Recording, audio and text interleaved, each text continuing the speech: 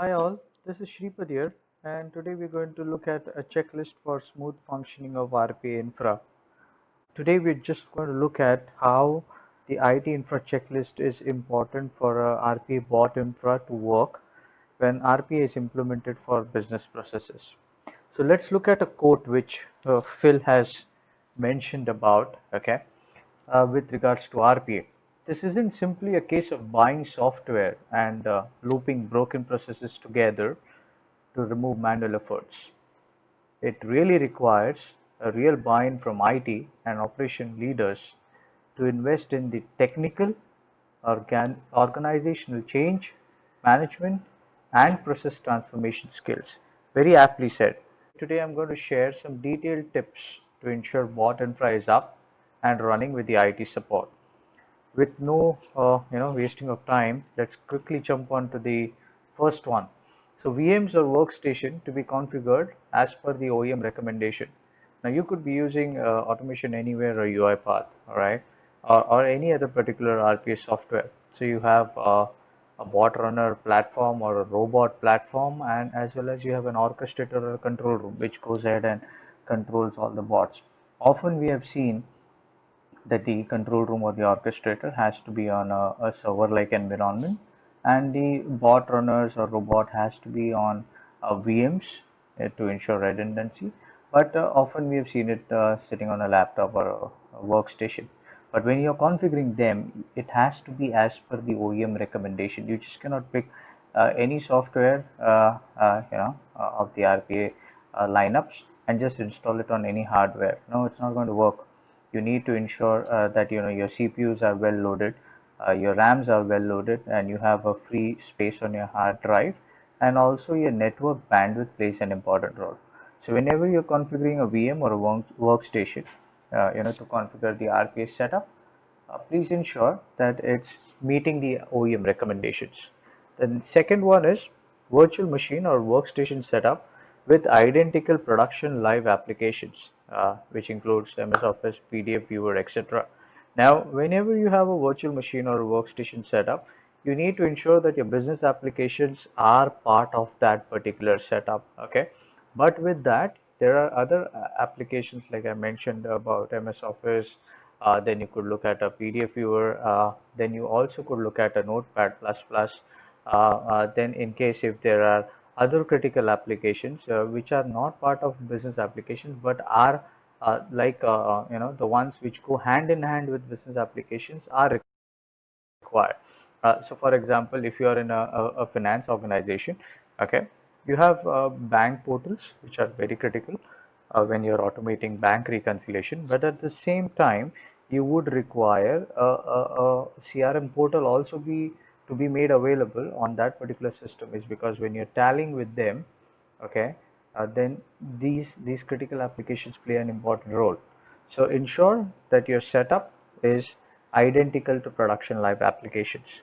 The third one is internet redundancy on bot infra.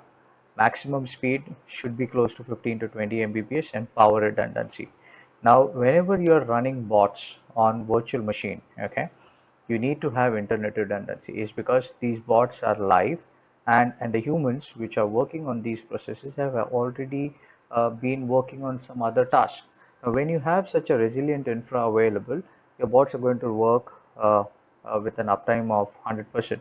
But in case if you have a redundancy issue, and if there is an internet redundancy issue, then obviously bots are going to cripple, and suddenly you don't have humans to work on those processes.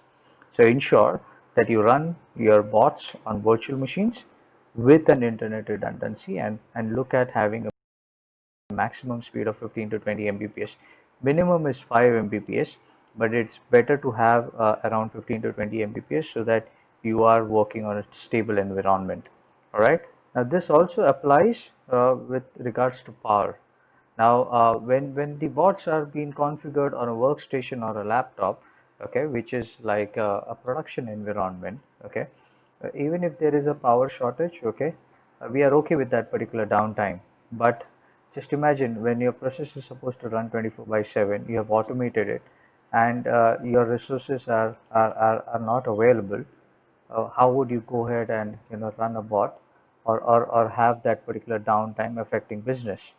So it's better to have a power redundancy, and that is why we recommend putting it on VMs, is because these VMs often have a redundancy with regards to a UPS, or maybe a particular diesel generator sort of a system being available in most of the data centers, which goes ahead and provides a raw power also.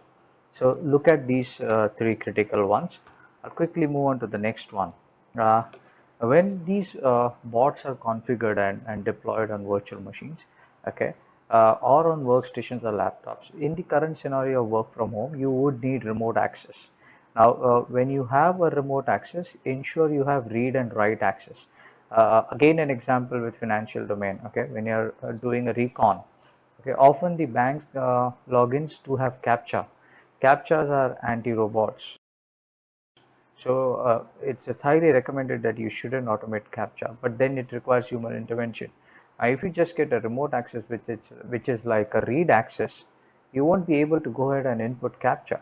So it's better to have a read and write access. It's just an example which I tried to give you now. Okay, but there are various use of read and write accesses, because tomorrow if the bot is stuck because of some delays, okay, you can just go ahead and rerun the bot again. Okay, you can schedule it again. Tomorrow if you find a message box being displayed, okay, and you want to go ahead and click on OK, and unfortunately you just have a read access and you don't have a write access, then that's going to land you in trouble. Okay, so ensure your remote access to the servers as well as the VMs where the control room or orchestrator or the robots or bot runner respectively has been installed has read and write access. The fifth one is separate user credentials to be created on VMs or workstation setup for dev and prod setup. Highly required to ensure secured access management policies. You need to have separate credentials created when you are accessing dev and a prod setup, so that data breaches don't occur. Is because when you're working with BFSI sector or maybe a statutory sector, okay, you are not allowed to move data from a dev or a prod and a prod to dev, because that's all about privacy getting breached. Finally, these 2 points are also important. Often you have now seen robot EXEs being installed on VM or a local workstation. Now that's the primary factor. If you want to run bots on a platform, ensure that your robot EXEs are properly installed. Once they are installed, also ensure that they are syncing up with your control room as well as the orchestrator. Now there are various ways you go ahead and sync it with the help of a domain name. You could also look up into command prompt and check who am I, so that you get the right domain name listed, and that's how you ensure that you sync up with the control room.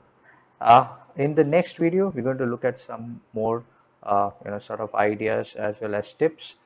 For now, I would close this particular session.